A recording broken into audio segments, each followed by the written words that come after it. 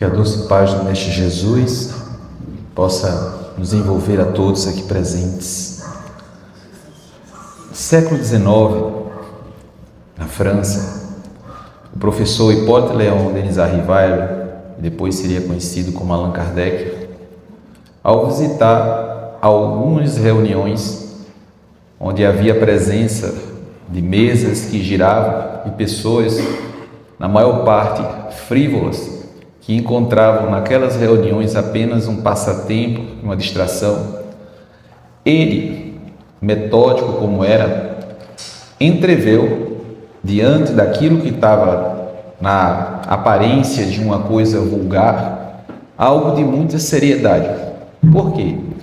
Se aquelas mesas davam pancadas em respostas a perguntas que as pessoas faziam, com interesse apenas pessoal, será que se ele fizesse perguntas de cunho mais profundo acerca das coisas da vida, será que chegariam algum tipo de respostas para aquelas suas indagações?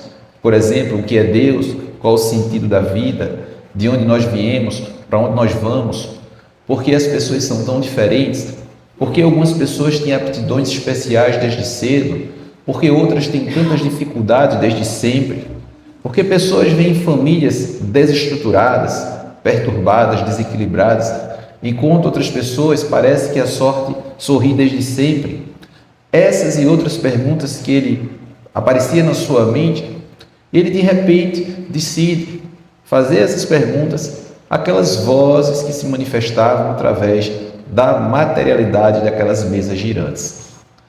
Então, ele, com seu espírito científico, porque a ciência ela é completamente imparcial, a ciência ela examina o fenômeno, ela apreende os fatos, ela experimenta através das suas estruturas de conhecimento e através daquilo ali ela faz uma série de raciocínios que são muito lógicos para testar as hipóteses e confirmar ou não o que está sendo aventado. Então, com aquele espírito muito pragmático, científico, imparcial, eis que vão surgindo respostas para aquelas perguntas que ele fazia, que não só tinham um encadeamento lógico, mas tinham algumas coisas também, como o caráter da universalidade, ou seja, ele fazia uma pergunta aqui ao espírito através do médium e fazia a mesma pergunta ao médium de um local muito distante, numa época que não existia essa possibilidade de comunicação como nós temos hoje. E as perguntas eram bastante semelhantes. E muitas vezes as respostas que eram dadas eram respostas em níveis de conhecimento completamente impossível para as pessoas, os médiuns que davam aquelas, que através dos quais vinham aquelas respostas. Então, assim, por exemplo, muitas das perguntas que foram feitas e as respostas obtidas do Livro dos Espíritos, que é um livro absurdamente filosófico, foi dada por duas adolescentes, Julie e Caroline Baudin, duas adolescentes muito novinhas, e as respostas vinham com muita profundidade de conhecimento. Então, isso é um início de uma nova era, onde todo mundo sabe que havia um confronto muito grande da religião com a ciência. Por quê? Durante séculos anteriores, a religião oficial perseguia a ciência. A gente sabe que o pai da ciência moderna, Galileu Galilei, quase vai para a fogueira, porque dizia que a Terra orbitava o Sol. Qualquer criança pequena hoje em dia sabe que isso é assim. Mas naquela época, por defender essa ideia, ele teve que ir. Quase que ele abjurou, ele negou que tinha dito isso, e quase que ele ia para a fogueira. Então foi-se ao longo dos séculos criando um verdadeiro impasse, uma rixa entre a ciência e a religião. Então, quando a doutrina espírita surgiu, eis que Kardec ficou num verdadeiro imprensado. Por quê? Porque a ciência dita oficial tinham um preconceito muito grande com respostas que vinham do além. Eles achavam que aquilo não era científico. Por outro lado, a igreja dizia que era obra do Satanás. Então ele não conseguia agradar nem a um grupo e nem a outro. E quem viu o filme, a biografia de Allan Kardec, lembra que ele chegou, inclusive, a ser detido por conta de perseguições religiosas. Ele foi escarnecido na reunião científica que ele participava, ou seja, ele ficou completamente isolado. Mas o Mestre Jesus disse, certa feita, conhecereis a verdade e a verdade vos libertará. E a verdade, ela é atemporal. Uma coisa verdadeira hoje, ela vai atravessar o tempo.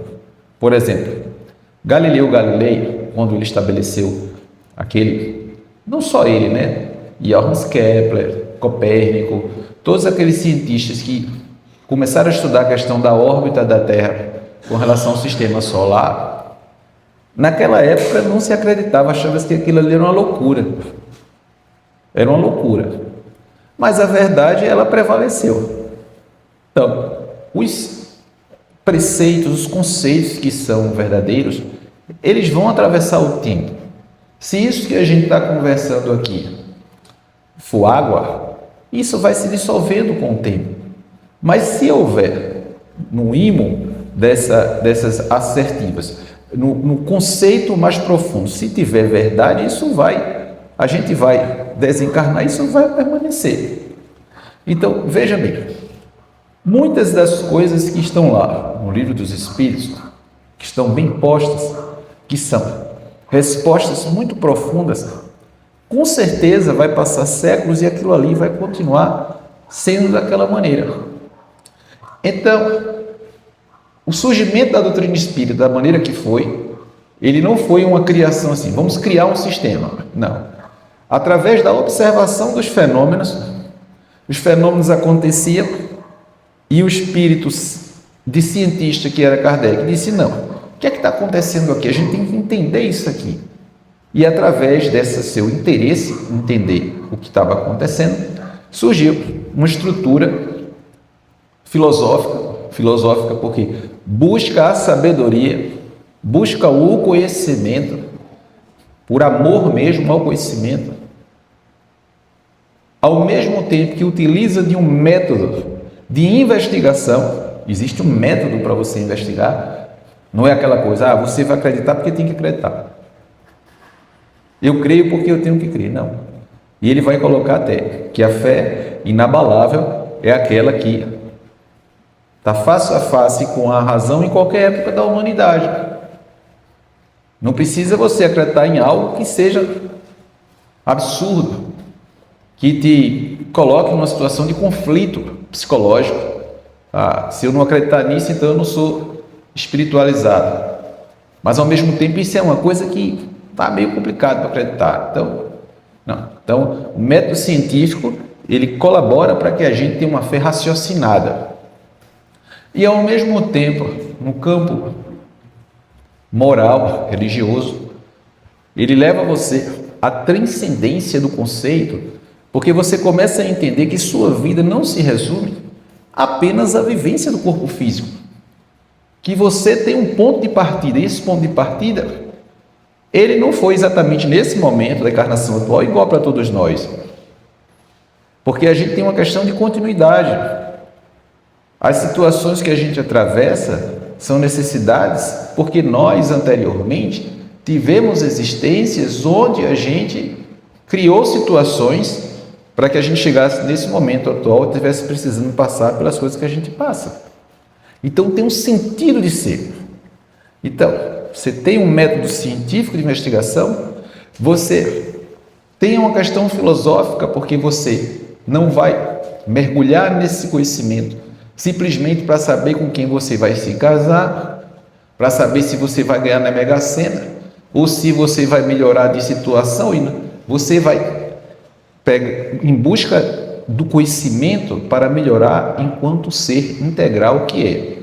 Então, é a busca do conhecimento e a busca da verdade. utilizando-se disso conceitos que levam você à ligação com o alto. Pelo menos esse é o conceito mais importante que a gente tem, que a Patrícia tão bem falou aqui no início, que une esse tripé de filosofia, de ciência e de religiosidade, que alguns traduzem como uma questão moral. Mas em uma das obras muito interessantes de Emmanuel, através de Chico, onde ele coloca essa questão do tripé que a gente está colocando aqui, ele coloca na base desse tripé a questão da ciência e da filosofia e a questão da religião como o ápice desse tripé, porque é que liga o indivíduo às esferas superiores. Como bem colocou aqui a Patrícia no exórdio, senão esse conhecimento que a gente vai buscar, essas informações que a gente vai trabalhar em cima delas, elas ficaram vazias para a gente. Elas ficam sem um propósito de ser. Se não for para ligar a gente ao que é bom, ao que é verdadeiro, o que é justo. Senão, a gente vai ter muito conhecimento, muita informação, e essas informações não vão ser suficientes para fazer com que a gente melhore como pessoa. Não é? Às vezes a gente tem muita informação, tem muito conhecimento, mas é uma pessoa mesquinha. A gente estava vendo recentemente um caso, uma situação que aconteceu, muito curiosa. Estava tendo um jogo de tênis internacional. E quando acabou o jogo, o tenista pegou um boné, assinou e entregou a uma criança. O cidadão que estava do lado, rapidamente, tomou o boné e guardou uma bolsa dele e foi embora. As pessoas ficaram chocadas e fizeram uma campanha pela internet e localizaram esse homem. 2 detalhes. Ele é CEO, é o dono de uma empresa enorme, famosa, milionário. E quando foram perguntar para ele por que ele fez aquilo ali, tirou o boné da criança, ele disse que é porque a criança foi muito lenta, que se ele fosse rápido não tinha acontecido aquilo ali. Porque a vida é assim dos mais espertos, a vida é dos que são rápidos. Aí a gente fica pensando, sabe o quê? Muitas vezes a gente fica fascinado, admirado e quer ser seguidor daquelas pessoas que têm no plano da matéria sucesso, né? Que aparece. E às vezes são pessoas inescrupulosas, pessoas mesquinhas que não têm nenhuma condição moral de ser exemplo de quem quer que seja. Mas a gente embevecido, envolvido pela sensação da matéria, se tiver na escala social elevada, a gente fica ali, né, como admirado e tal. E veja que uma pessoa dessa não tem nenhuma condição, porque mesmo se ele tivesse um pingo de noção moral, quando ele fosse confrontado, ele ia pedir desculpa, mas não, ele ainda justificou dizendo que a vida é assim mesmo. O tenista ficou sabendo da situação, marcou um dia e fez um evento apenas para entregar o boné para a criança. Tirou foto, aí foi aquela coisa. Aí depois que aconteceu tudo isso, que teve toda essa repercussão, esse cidadão, depois de provavelmente levar um prejuízo muito grande nas ações de sua empresa, vem a público para pedir desculpas. Quem que vai acreditar nessa desculpa? Quem? Agora imagina uma pessoa dessa dentro da casa dele, com os funcionários, com os familiares. Porque se ele consegue em público dizer que aquilo ali é assim mesmo, imagina isso aí na intimidade. Porque a gente é meio fingido para o público externo e dentro de casa a gente toca o terror, não é assim? Em geral. Agora imagine se você já toca o terror para fora. Para dentro como deve ser.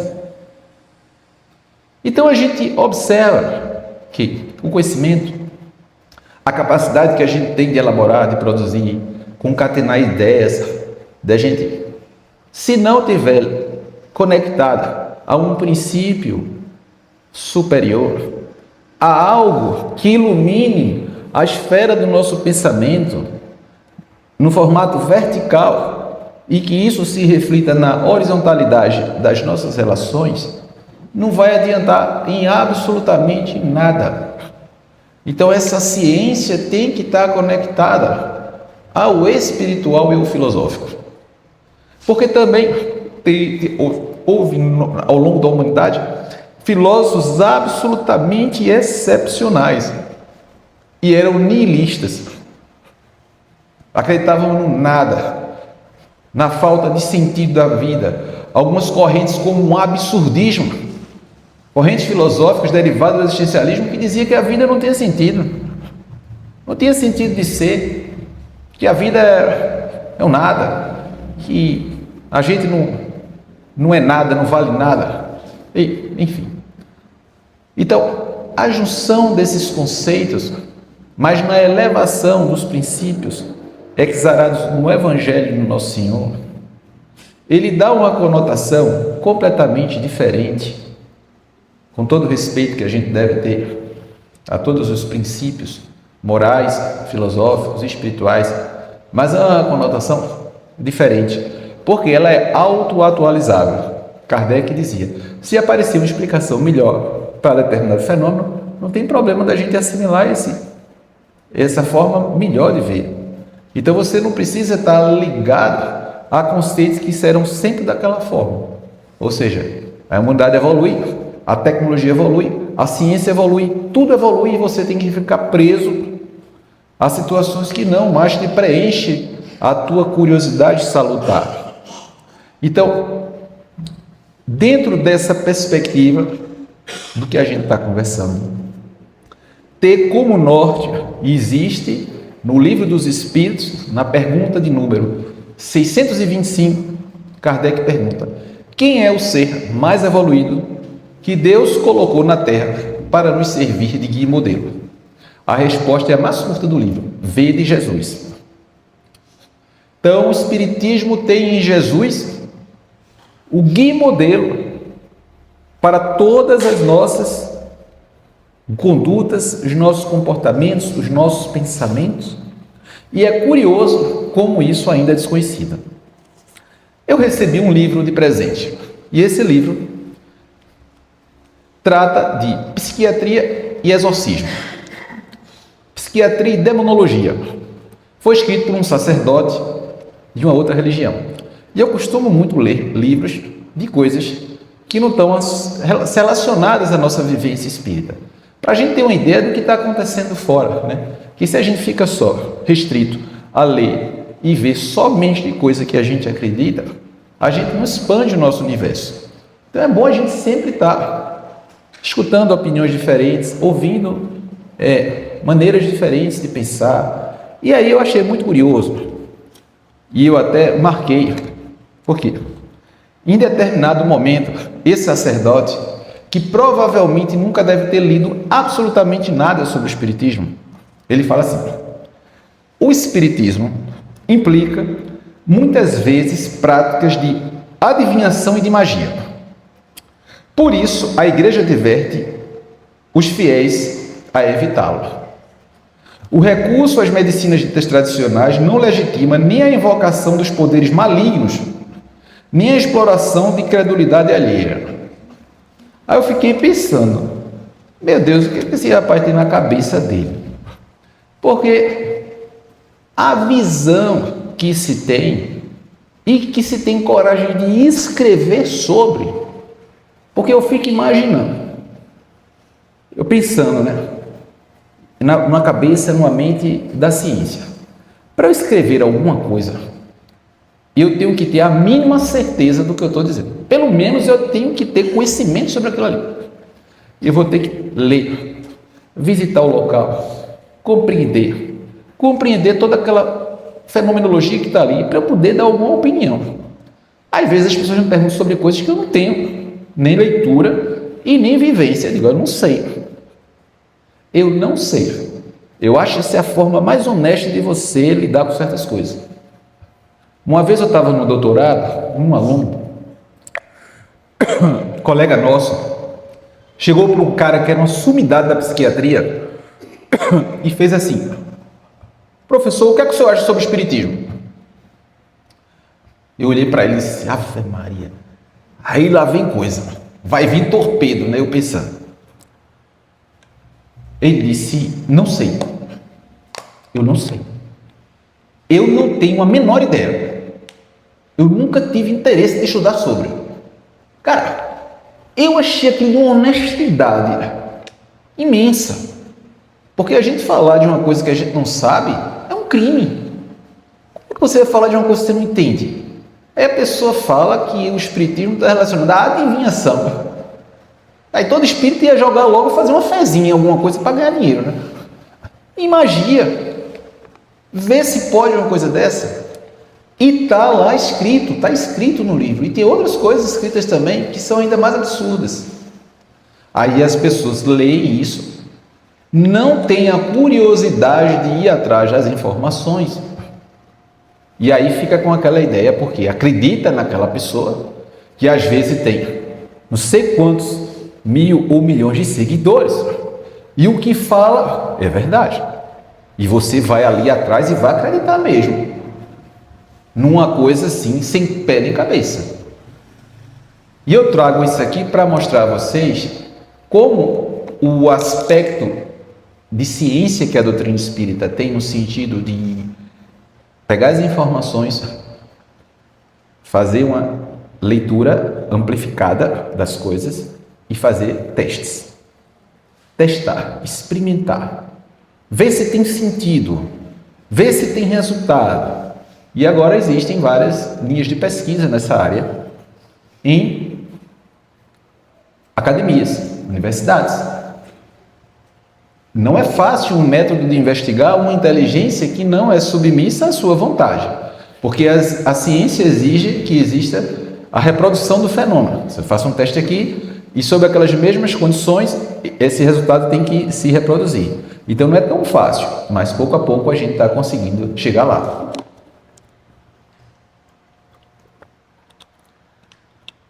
Algumas áreas da psicologia, principalmente, já conseguem ir ao encontro de muita coisa que foi dita pelos Espíritos, muitas coisas que estavam colocadas no Evangelho, muitas coisas que algumas escolas filosóficas já mostravam, e fortalece esse pensamento da gente.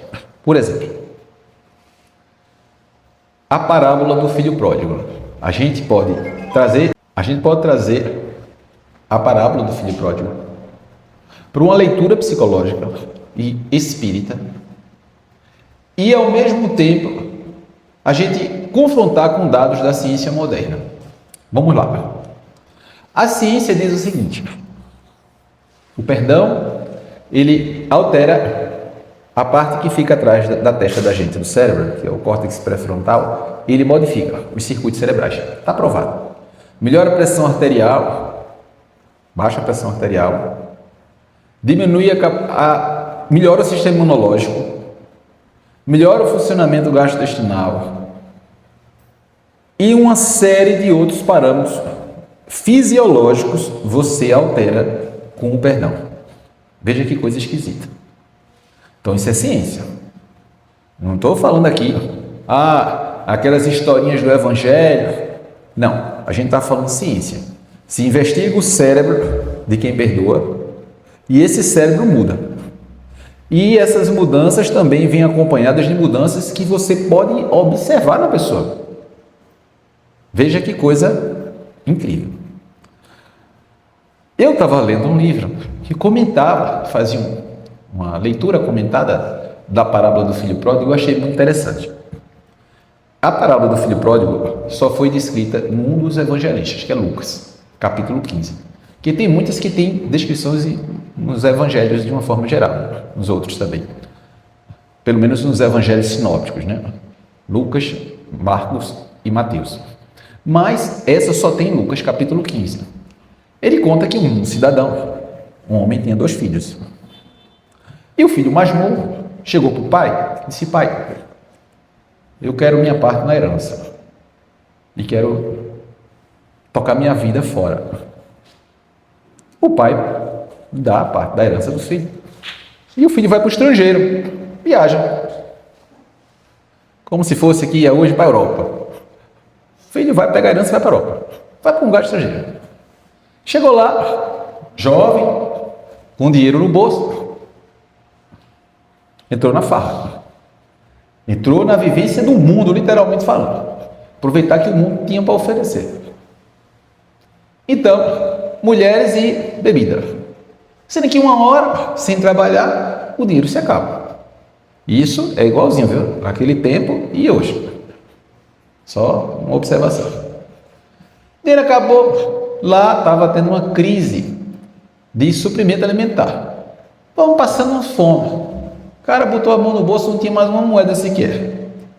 Olhou para um lado, para o outro, começou a andar sem destino. Encontra um cidadão que tinha uma espécie de fazenda. Disse: olha, não tem não o que fazer aqui não.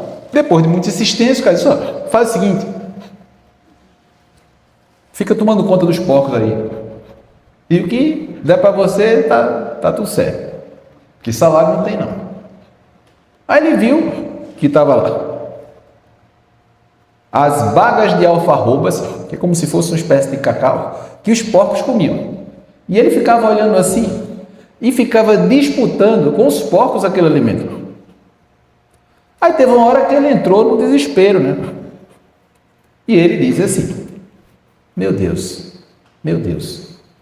na casa do meu pai, os empregados dele têm uma mesa farta. E eu estou aqui passando por essa necessidade, pai. E ele se referindo ao Pai Celestial: pequei contra os céus, mas também pequei contra ti. Não sou digno de ser chamado de teu filho. Veja só.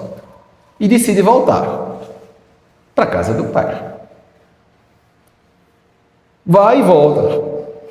Chegando lá, o pai já estava do lado de fora, esperando por ele. E se alegrou quando ele chegou. Se abraçaram. E ele repetiu: pai, pequei contra o céu e pequei contra ti. Não sou digno de ser chamado de teu filho.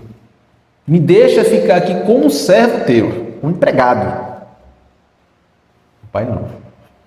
Mandou um servo trazer a melhor roupa, o anel e as alparcas.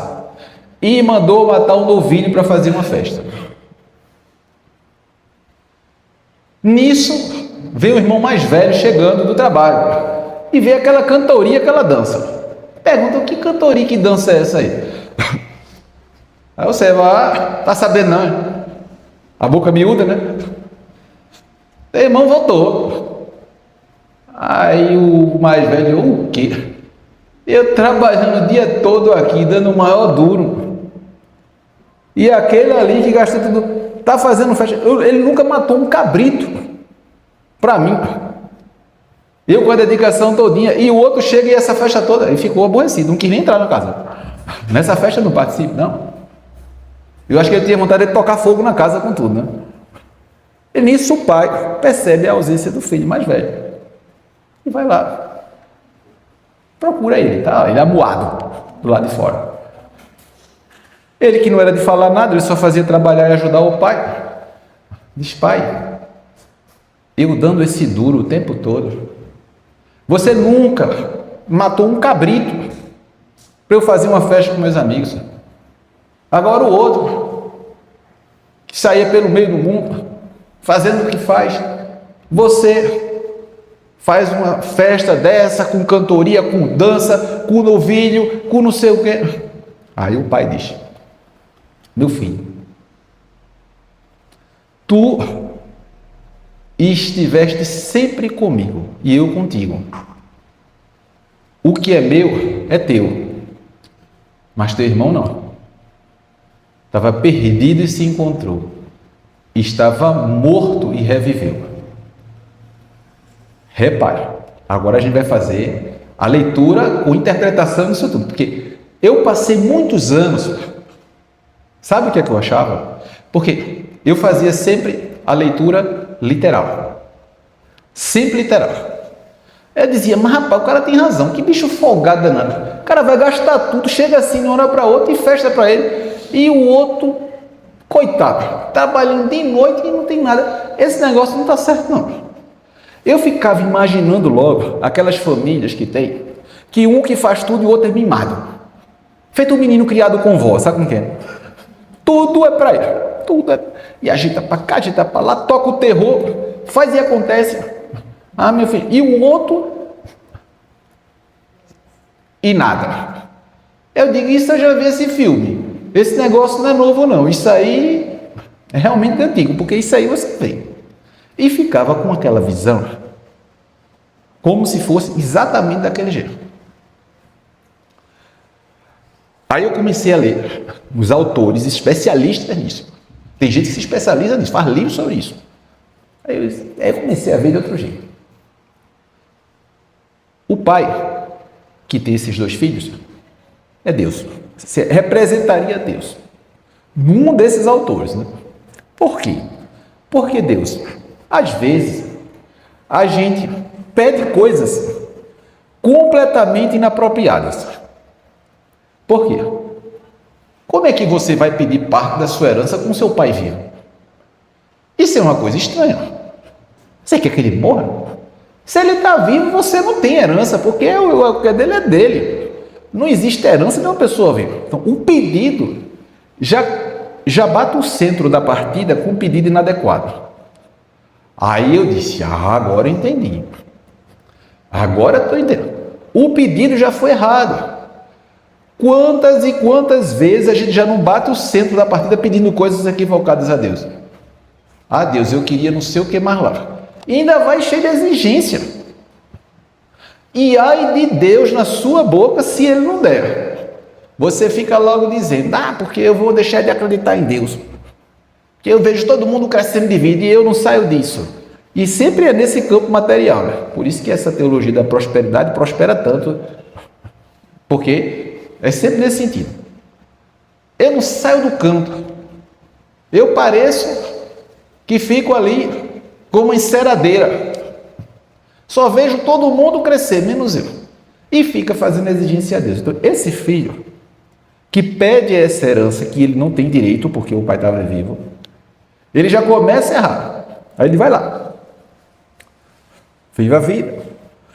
Mas na parábola, ele realmente se arrepende. Porque chega num momento dramático que ele está dividindo a comida com os porcos lá. E ele está de 4 lá. Ele tem aquele insight de que realmente ele fez escolhas equivocadas, de que ele estava no caminho errado, que aquilo ali não tem nada a ver. E ele tem aquela coisa assim, dizer, meu Deus, eu realmente fui errado. E ele faz agora, não, eu não quero ser recebido com pompas, não. Eu quero ser um servo. O desejo dele é ser um servo. Imaginemos nós, quando a gente chega num determinado ponto da vida, que a gente olha assim para a gente e diz, puxa vida, eu já prejudiquei tantas pessoas, eu já fiz tanta coisa aí que, de repente, não quero isso para mim. Eu não quero mais isso para mim, eu não quero mais que a minha vida seja um motivo de sofrimento para ninguém. E foi isso que ele pensou. E tomou a atitude, eu vou voltar e pedir perdão. É muito difícil para o ser humano reconhecer o erro para si mesmo. Porque a gente fica sempre, mas no fundo, a pessoa mereceu fazer isso. Fica se justificando. Mas no fundo, você dizer, não, realmente, eu fiz mal. Já é difícil. Agora, você chegar e dizer, não, eu vou pedir perdão. Eu vou atrás. É muito difícil. Aí ele vai. Quando ele chega lá, esse pai que recebe ele de braços abertos, dando mais do que ele está pedindo, porque ele está pedindo para ser empregado. Mas o pai dá muito mais. Esse pai que dá tudo é Deus. É Deus. Porque ele dá para a gente muito mais do que a gente está pedindo. A gente está pedindo uma coisa, mas ele está dando mais. E por que a gente não sabe? Porque a gente tem a visão obnubilada, obscurecida, a gente não enxerga direito. Mas ele está dando muito mais do que a gente, na verdade, merece. Então, esse pai que eu, na minha inocência, achava que era um pai que estava mimando o filho, porque eu estava entendendo como pai material, quando eu entendi que era um pai espiritual e que era uma dimensão muito mais sofisticada e diferente do que aquela que eu havia entendido inicialmente, isso agora faz sentido para mim. Agora faz muito sentido. Aí ele vai para o outro campo, o filho que fica revoltado com o irmão, somos nós, quando nós nos sentimos injustiçados com certas coisas. Quer ver o exemplo? Mas eu estudei tanto, batalhei tanto, estudei para o concurso, noite sem dormir, fiz isso, fiz aquilo outro, ganho esse salário miserável. Aí tem um cara que não fez esforço nenhum, entrou no ramo, sei lá, da política, passou 4 anos no governo, o cara tem recurso que eu não tenho a vida toda. Como é que pode isso? Cara, isso não é problema teu. Isso não tem nada a ver com você. Se resigne e se conforme com a sua vida. Por quê? Vem o pai e diz o quê? Olha, eu sempre estive contigo e tu estiveste comigo. Ou seja, quando a gente vibra na faixa da correção, da justiça, da verdade, a gente já está com o principal. Se você que é um professor e que sai todo dia para dar aula lá na sua escola, com aqueles meninos perturbando tudo, e você faz isso com dignidade, com honestidade, com amorosidade, você já está com ele, ele com você. Você vai querer mais o quê? Não precisa mais de nada. A gente não precisa de mais nada. Se a gente ampliar a nossa visão espiritual, a gente percebe que já está com a gente. Por quê? Qual é o sentido da vida? É a gente evoluir em conhecimento, em verdade, em amorosidade. Se a gente já está no caminho certo, ele já está com a gente e a gente com ele.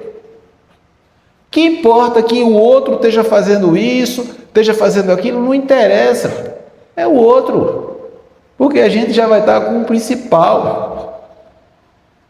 Mas aqui a gente senso de justiça nosso, que é curto, estreito, e a gente se enfurece porque a gente acha que a gente tem mais direito, ou menos isso, e aquilo, e a gente não sabe. A presença de Deus na vida de todo aquele que é justo, verdadeiro e é bom nas suas atitudes, já é suficiente. Tem várias histórias para contar desse negócio, mas eu vou correr, senão não vai dar tempo. Enfim. Essa interpretação final que o autor dá nessa parábola do filho pródigo, para mim é a cereja. Quando o pai diz: você sempre esteve comigo, eu com você. Ele não. É muito forte. Por quê? Leva a gente a uma instância que a gente não é habituado. Sabe qual é? É de fazer o bem e o que é correto pelo fato de fazer o bem e correto, sem estar muito preocupado com outras coisas. Porque no plano de provas e expiações, num mundo atrasado como o nosso, a gente sabe que o mal, a gente sabe que as problemáticas diversas vão existir. E se a gente se pautar nas coisas externas para a nossa conduta, a gente vai ombrear com as pessoas também que estão no lamaçal da vida. Então a gente tem que se preocupar se a gente está fazendo a vontade dele. E se ele está conosco e a gente com ele. E o resto não cabe a gente. E ele ainda, com a sua misericórdia, que essa parábola, ela tem uma trilogia. Outra, muito famosa, que vai no mesmo campo do sentido, é da ovelha perdida, né? Que o pastor tem 100 ovelhas, uma se perde, e ele se alegra mais quando encontra aquela perdida do que as outras 99. Porque, repare, hoje não vai dar para falar que a gente achava que ia dar, mas é um engano, da vida de Santo Agostinho, Agostinho de Hipona, que é uma história linda. Nossa, a mãe dele, Santa Mônica, era literalmente falando uma santa. A mulher era uma santa. Na vida, era um espírito já diferente, já no sentido de compreensão da presença de Deus na existência humana. Mas muito mais gente conhece a história de Santo Agostinho do que Santa Mônica. Porque Agostinho era terrível. Ele vai falar no livro das Confissões, que é um livro fantástico, de todas as suas travessuras. E o que eu acho mais lindo do livro é que ele conta tudo o que ele fazia. Ele não deixa nada, ele sai contando tudo. Ele diz: eu era um infeliz, eu era mau, eu era assim, eu era assado. E ele sai dizendo as coisas todas, o que fazia, o que deixou de fazer. Mas ao mesmo tempo, o encontro dele com Ambrósio, Santo Ambrósio, é muito interessante, muito bonito, né? Quando ele encontra com alguém que tem uma envergadura moral muito grande e ele se impacta. Por quê? As pessoas falavam do Evangelho, mas a corrupção, a mentira, o escárnio, e ele não conseguia, ele ficava zombando. Mas quando ele vê Ambrósio entrando para falar com a imperatriz romana e falando realmente que um cidadão que tinha lutado pelo Império Romano e que estava sendo injustiçado e que ele não ia permitir aquela injustiça acontecendo, e ele confronta, tendo risco de vida, para defender a verdade e a justiça, aí aquele evangelho criou uma matéria. Porque as palavras soltas, elas não têm nenhuma força. Mas quando ela vem com ação, elas criam a materialidade. Então ele viu em Ambrósio a materialidade do Evangelho de Jesus. A doutrina espírita, cujo lema é: fora da caridade não há salvação, não há pacificação da nossa alma. Ela é a materialidade do Evangelho do nosso Senhor Jesus Cristo, através da ação permanente do bem. Nós, enquanto espíritas, muitas vezes não estamos à altura da doutrina espírita. Mas a filosofia espírita, ela não falta nem um fio. Um dos trechos mais lindos que existe no livro Evangelho segundo o Espiritismo é quando Kardec dá um exemplo de uma mulher, uma dama da alta sociedade. Ela troca de roupa, bota um vestimento humilde e vai ajudar as famílias que necessitavam.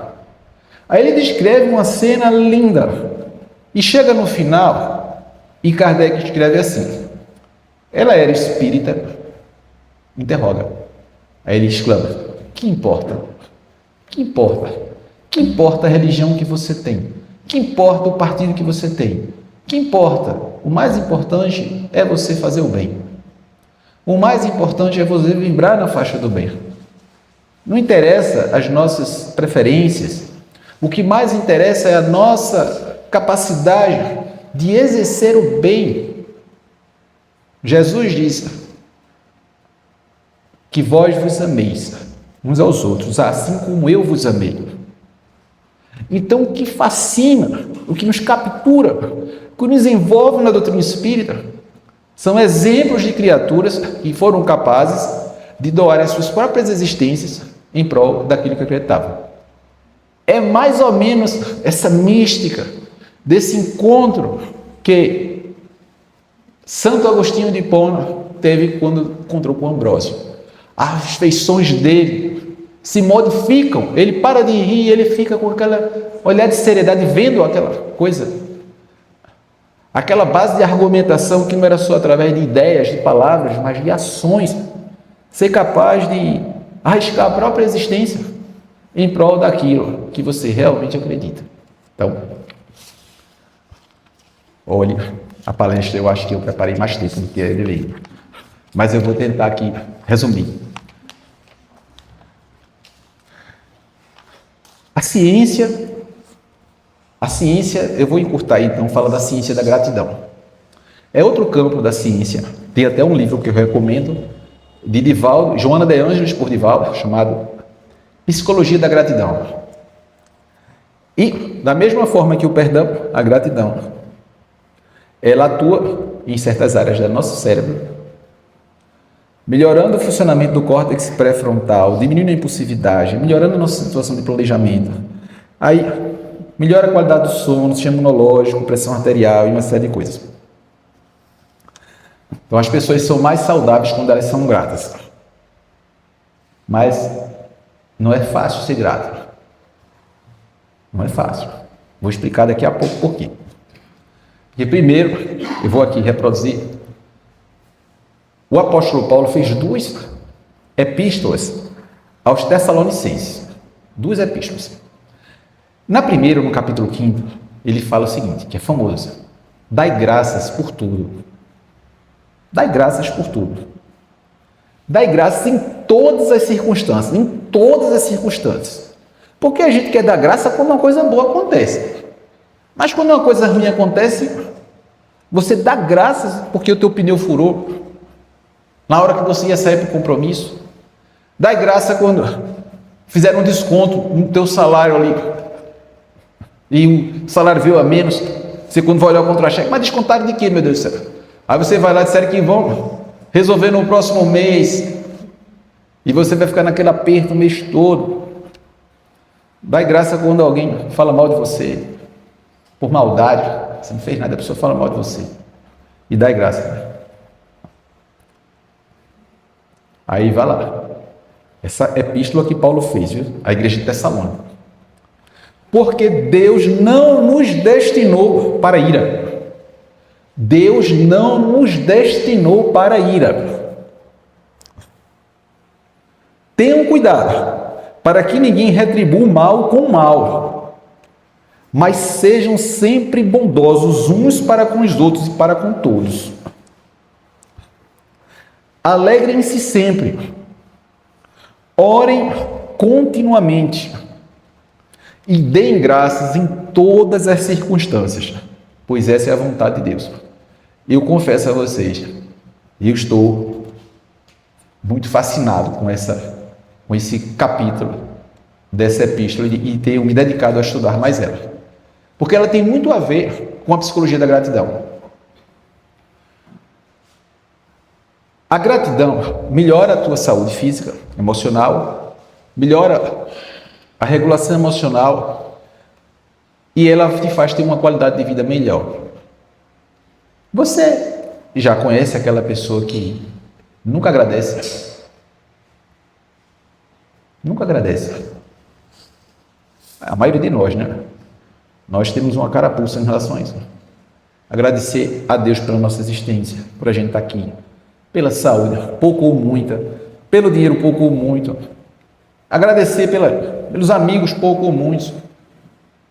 Pelas coisas pela oportunidade da vida, que a gente está aqui, daqui a pouco não está mais.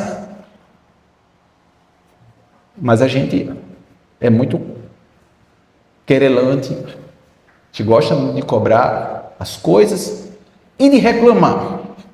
Quem de vocês não conhece a pessoa que reclama de tudo? Reclama de tudo. Tudo é um motivo para a pessoa se queixar. Se queixa porque está calor, aí o tempo muda, mas que frio, esse frio está insuportável. Aí bota uma roupa, mas vai ruim.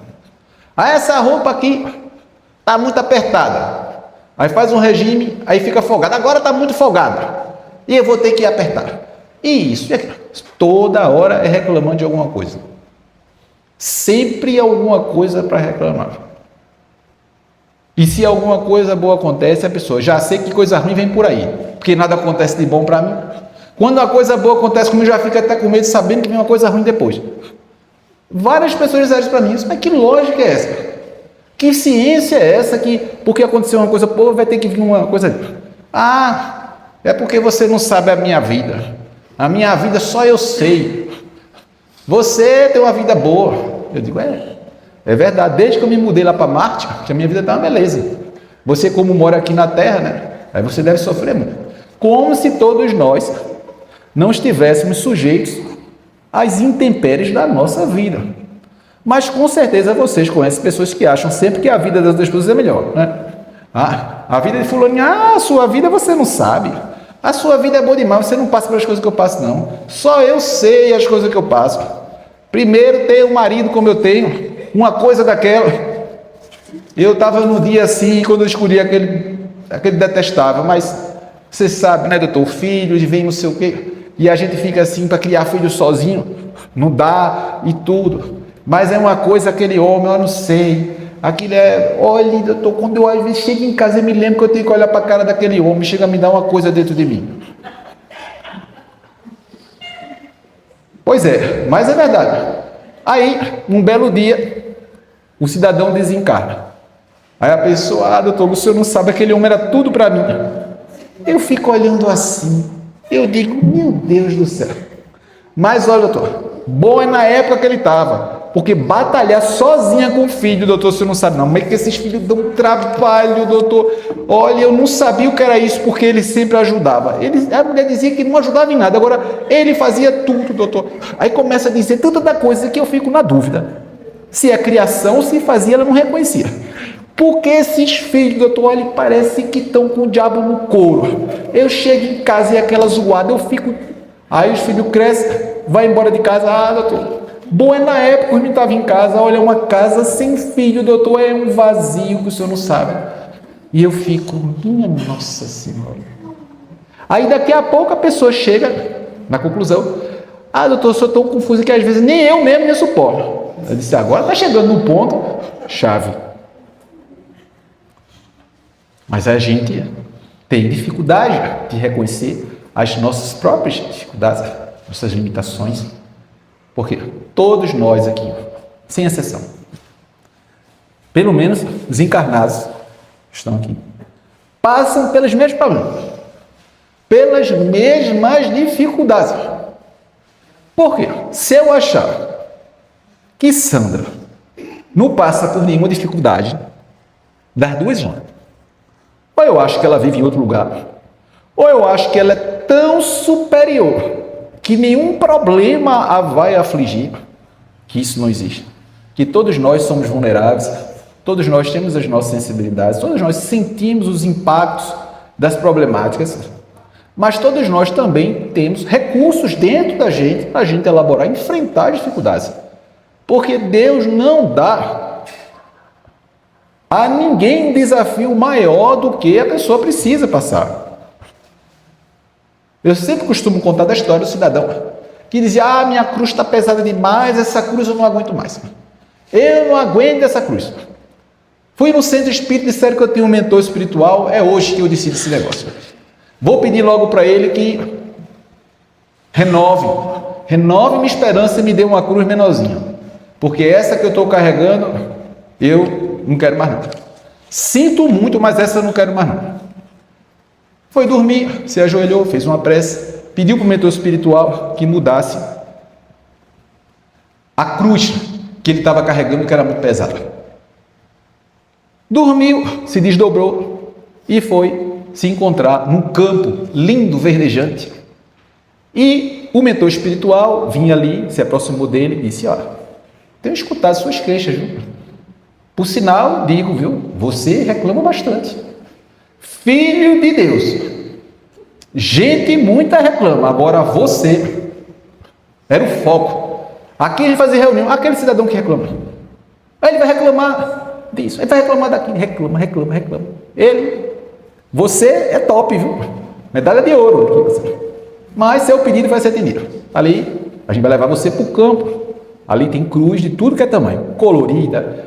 Olha, de tudo que é formato, você está com o tempo, 2 horas, você ande, rode, escolha a quem você quiser.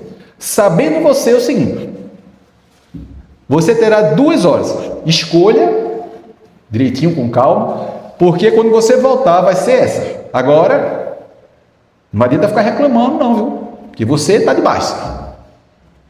Ele viu aquela quantidade enorme de cruzes, ele ficou Ele ficou em estado de graça. Foi uma epifania. E de repente ele começa a rodar para um lado para o outro. Essa é linda, que cruz linda, mas essa aqui eu não quero não. Essa tem um defeito e tal. Aí eu olhava para outra. Essa é roliça, essa aqui vai escorregar, essa não. E as próprias cruzes todas tinham defeito para ele. E ele olhava para a cruz, essa é bonita, mas eu não quero não. Essa é pequena e muito larga. Essa é grande e fina.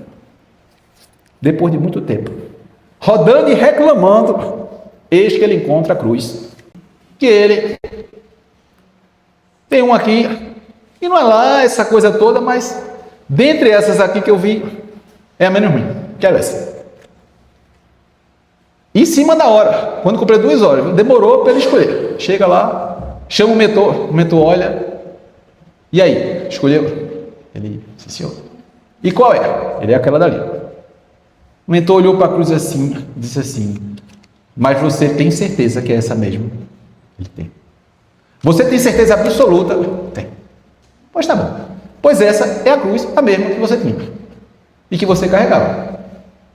Moral da história. Nós temos a cruz que a gente precisa. Mas a gente quer do outro. Queria eu ter seus problemas. Se eu tivesse os problemas que você tem, eu era a pessoa mais feliz do mundo. A pessoa tem coragem, porque eu digo que eu já testemunhei. Se eu tivesse os problemas que você tem, eu botava milho, me ajoelhava, agradecia ao Papai do Céu. Eu queria ter teus problemas. Eu olho assim, como é que a pessoa sabe que o problema do outro é melhor?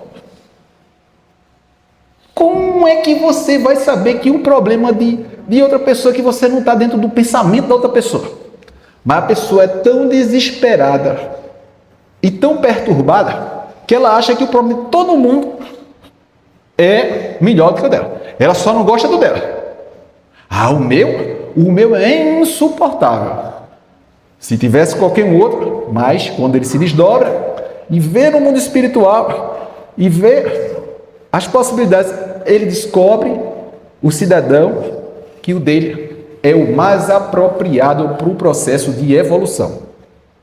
E aí a gente volta para a exortação de Paulo de Tarso, quando vai dizer que Deus não destinou a gente para a ira, que Deus destinou a gente para que a gente não retribua o mal com o mal, que a gente seja sempre bondoso uns para com os outros e com todos, que a gente devia se alegrar sempre, que a gente devia orar continuamente e que a gente devia dar graças por todas as circunstâncias que acontecem em nossa vida, porque a gente não sabe o que poderia acontecer ali. Às vezes é um relacionamento que se rompe e você depois vê que foi o melhor para você, que aquela pessoa não valia a pena, que aquela pessoa só ia fazer você sofrer mais ainda. Mas quando rompe aquele relacionamento, você acha que, meu Deus, eu não vivo sem fulaninho. Meu Deus, eu quero morrer. E às vezes fulaninho é uma pessoa que, com a licença da palavra, não vale nada. E isso também vice-versa, né? Do homem para a mulher. E etc, etc. Da mulher para a mulher, do homem para homem, quem quer que seja. Porque às vezes ali não ia dar certo. Mas a pessoa, quando acontece, se desespera. Então a gente tem que aprender a dar graças por tudo. Às vezes é um trabalho que você sai e você fica triste, eu não merecia, passaram a perna em mim. E aí depois surge um trabalho 1000 vezes melhor. Eu me recordo de uma história de Silvio Santos.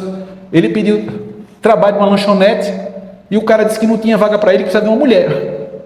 Aí foi exatamente com aquela negativa que ele foi para o lado que foi e aconteceu o que aconteceu.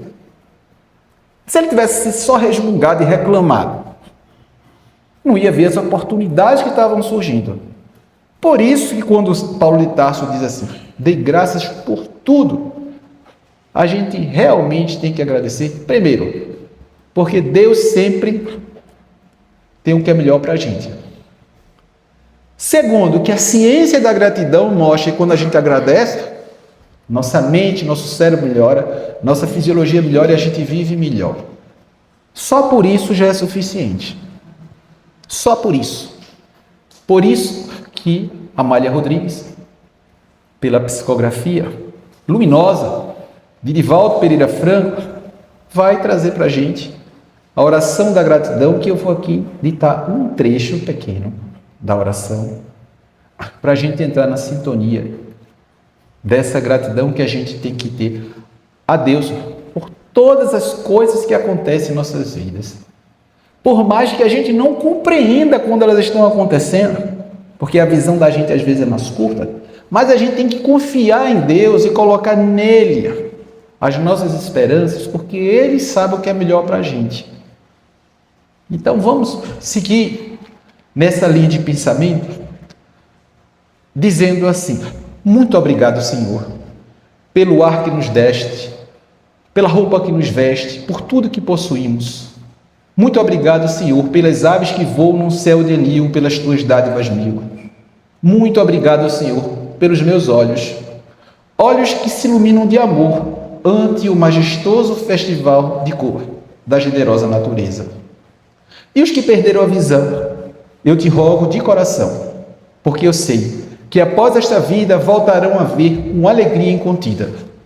Muito obrigado, Senhor, pelos ouvidos meus, pelos ouvidos que me foram dados por Deus. Obrigado, Senhor, porque eu posso escutar o teu nome sublime, assim eu posso amar. Obrigado, Senhor, pelos ouvidos que registram a sinfonia da vida, no trabalho, na dor, na lida, no sopro do vento, no galho do umeiro, lágrimas doridas no mundo inteiro e a voz longínqua de um cancioneiro. E os que perderam a faculdade de escutar, eu rogo por eles, porque eu sei que no teu reino de paz, justiça e amor, eles voltarão a ouvir o cantarolar dos pássaros. Muito obrigado, Senhor, pela voz, pela minha voz, mas também pela voz que ama, pela voz que ensina, pela voz que ilumina. Muito obrigado, Senhor. Recordo-me sofrendo dos que perderam o dom de falar, e o teu nome sequer podem pronunciar.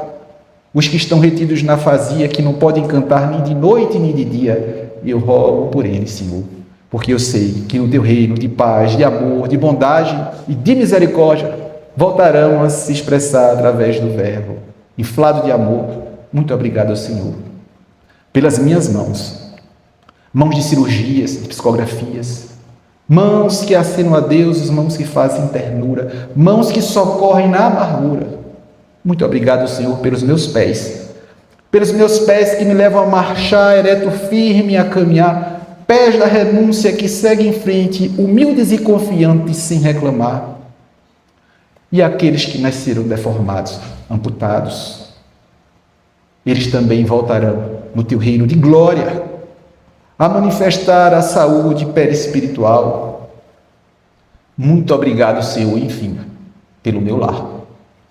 Pelo lar que é meu, recanto de paz e escola de amor, seja ou uma mansão sublime, ou um pequeno quartinho, tapera, um tugúrio, um quartinho de miséria, um bangalô, seja lá o que for, mas que tenha a figura de amor. Amor de pai, de mãe, de esposa, de marido, de irmão. Alguém que lhe dê a mão, até mesmo a figura de um cão, pois é muito triste viver na solidão. Mas se nem sequer um lar eu tiver, nem teto amigo para me abrigar, se eu nada tiver para me consolar, além das estradas estrelas no céu, como leito de repouso e suave lençol, mesmo assim eu direi: muito obrigado, Senhor, porque me deste a vida, alegre, jovial, incontida. Muito obrigado, Senhor, porque eu nasci. Muito obrigado, Senhor, porque eu creio em Ti. E pelo Teu amor, muito obrigado, Senhor. Muita paz para todos.